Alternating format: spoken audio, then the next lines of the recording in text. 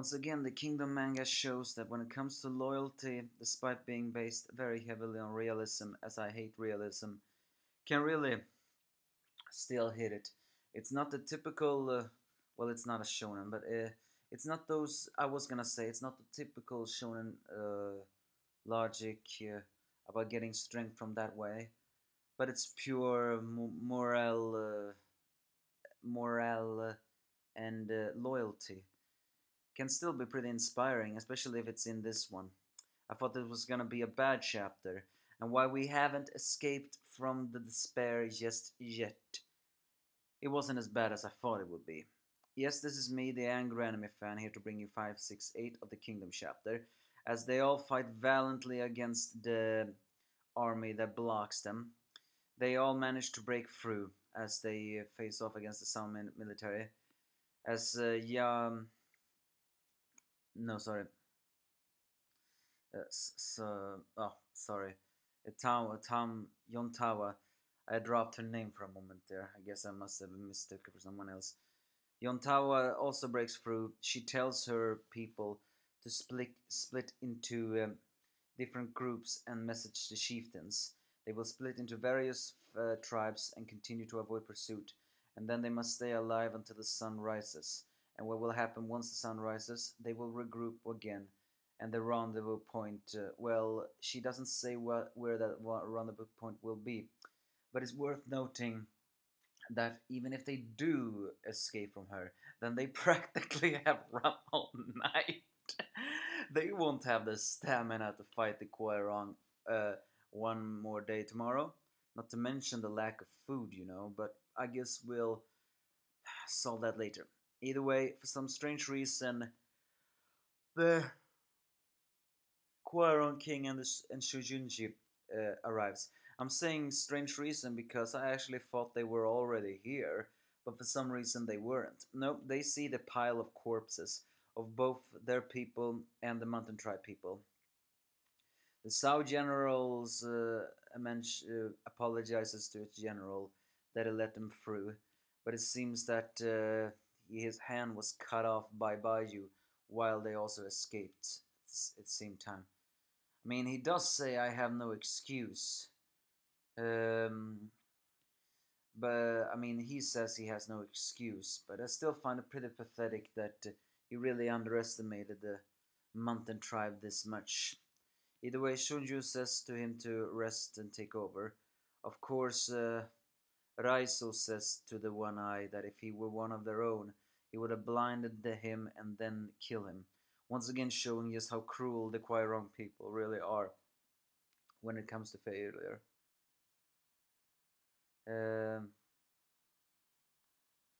And even more when Raizo asks who was the one who was the commander of this one, and it was a man named Gaius.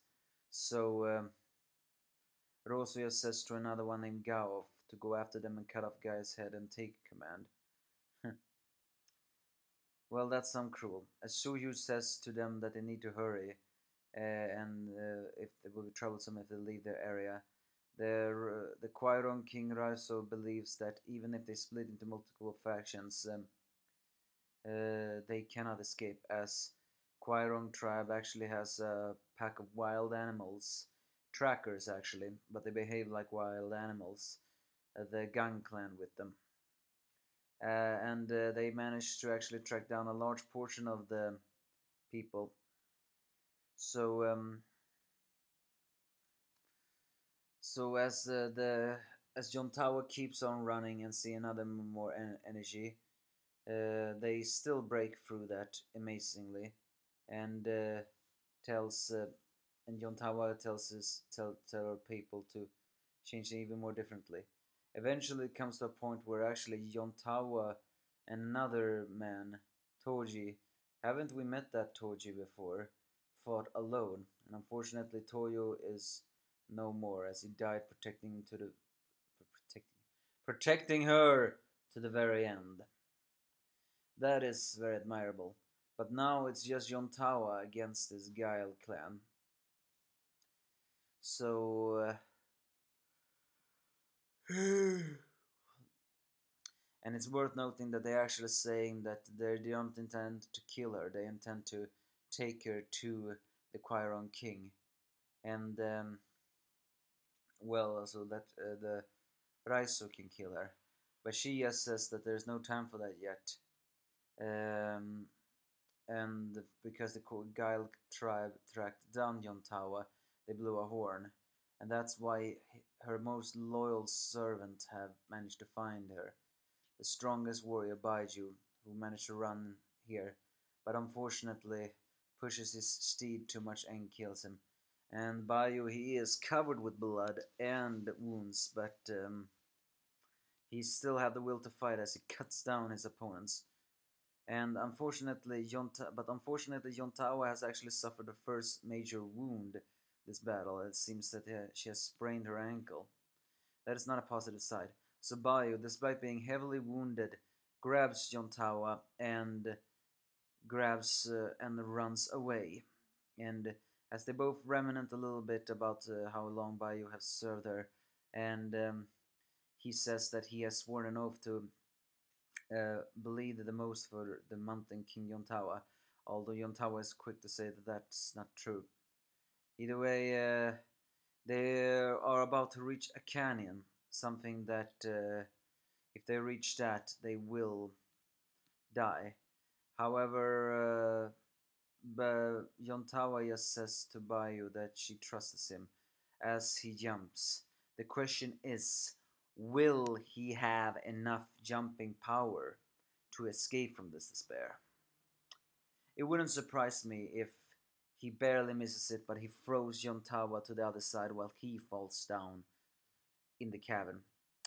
If that happens, I'm gonna be very upset, but it will also make sense if it happens, because I just smell despair in the air.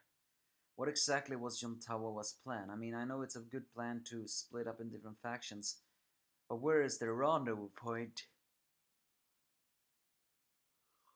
Or has the Quaron castle already been taken over thanks to old Embo or something else? Well, who knows, who knows. All I know is despair awaits.